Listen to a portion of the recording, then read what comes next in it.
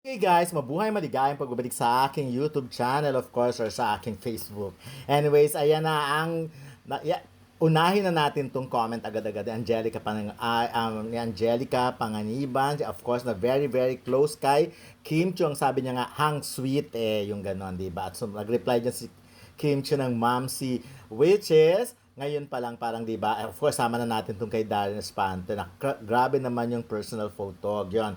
Of course, yung comment na yon ni Angelica na ginawa niyang public talaga, iisa lang ang ibig sabihin nun. Talagang all out, talagang all out na ang Kim Chu and Paolo Avellino relationship. Kasi talagang yung mga malalapit na tao na talaga kay Kim Chu ang nagtitiis, di ba? Pwedeng kasi sometimes yung mga friends mo talaga, sila yung medyo tahimik, sila yung hindi magsasalita, yung kahit anong pilit mo pang gawin, kahit anong pilit kasi meron kayong pinag-usapan na habang wag magsasalita. But anyways, eto, the fact na may mga comment ng ganyan si Angelica, isa lang ang ibig sabihin nun. Talagang ano na yan labas na labas, lantad na lantad. Which is, actually, pag tinignan mo rin naman, ang tapang-tapang na ni Kim Chu mag-post ng ganap, 'di ba, sa kanya. Alam mo yung medyo sinasatel dati, 'di ba, yung tungkol sa promo. Pero I'm sure nung time na yun kasi promo lang naman talaga 'yon. About their pang project lang ng mga posting. Bawa poster ng movie nila or poster ng teleserye nila or yung mga pictorial or yung mga ganap sa press con, ganon. But this time, eto yung mga ganap na nila. Katulad ng sinabi ko, yung sa airplane photos nila, talagang ayan, talagang si Paolo Avellino ay part na ng buhay ni Kim Chu. Kasi yan, talagang nilagay niya na sa wall niya, kaya naman kaya ang dami-dami talagang ang dami-daming natutuwa, ang dami-daming masasaya. Sabi nga, ito talaga yung relationship na layag na layag. Alam mo, ang ganda kasi ng development sa nangyari kila Kim Chu. They started as although magkakilala na sila noon, pero syempre hindi naman sila ganun ka-close until nabigyan ng chance na mag-work together sa linlang. At doon, siyempre, kapa-kapa pa. At that time, actually, nung time nga nun, walang love angle na mga tanong-tanong Hindi sila inuusisa about the possibility of ganito or ganyan.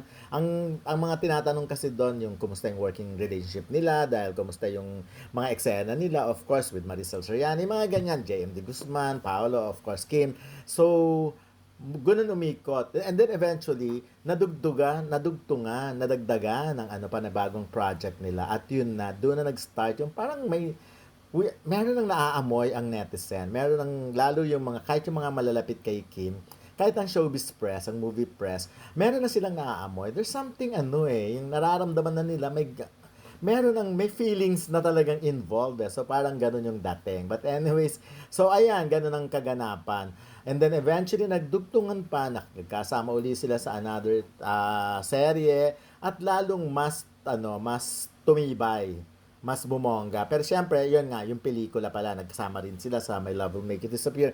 Yun talaga, kitang-kita naman like doon medyo nararamdaman mo na ay may something na ito, yung wala nang ilangan sa mga whatever. So ayun, tsaka parang gamay na nila ang isa't isa. Ito yung parang sila yung titinginan, titigan, alam na nila, kilala na nila. So ganon.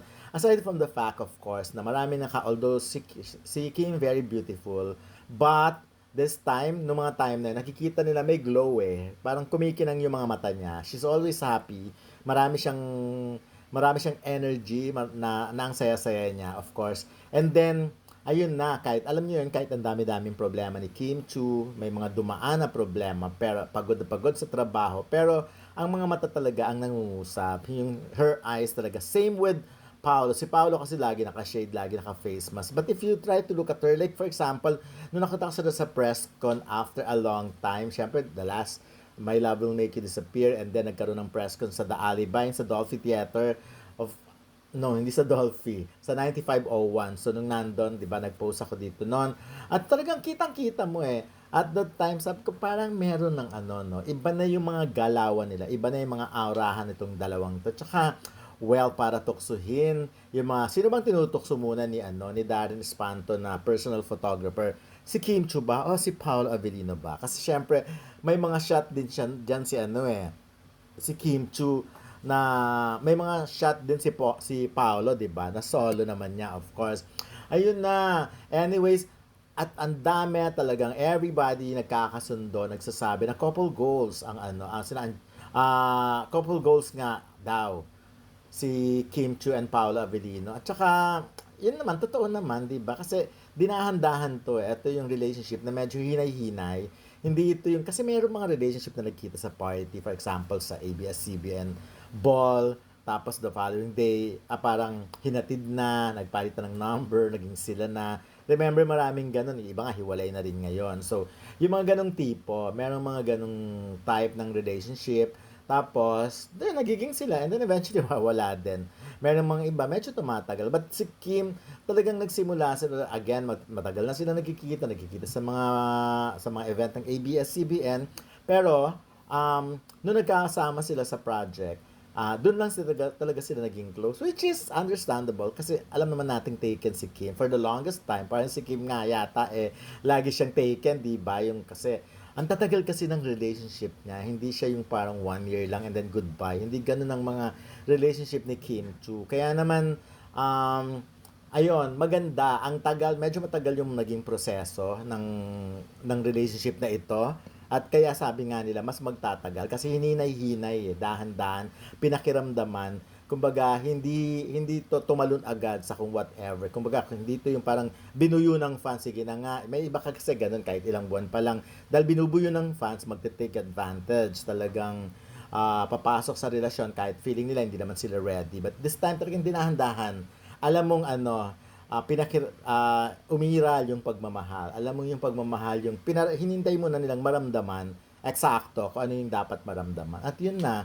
Kaya naman, eto na unti-unti, no? Unti-unting lumalabas. At syempre, abang-abang ang lahat dahil yun na nga, may inaabangan sa mga shows sila sa Canada kasi sa dalawang shows sa Amerika, maraming pasabog. So dito naman daw sa Canada, ano kaya ang pasabog? Ano kaya ang pinakabonggang pasabog sa dulo? Yun ang dapat